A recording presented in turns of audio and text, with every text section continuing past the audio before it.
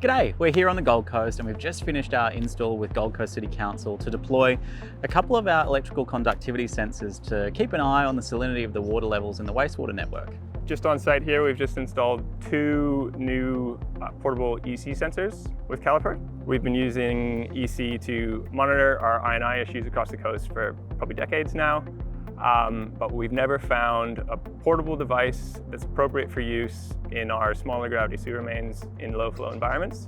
Reached out to Caliper with this issue and they reached out to third parties, and as a team we've developed this sensor which is appropriate for that use case.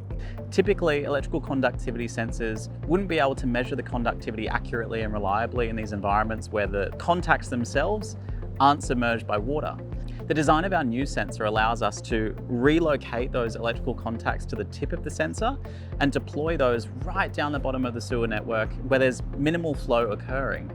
And working with Gold Coast City Council, this has been really exciting, and it's allowed us to deploy these prototype sensors and glean real-world insights from them. And these insights are critical for Gold Coast City Council to identify where these seawater inflow and infiltration events are happening, and then to manage and remediate them as quickly as possible.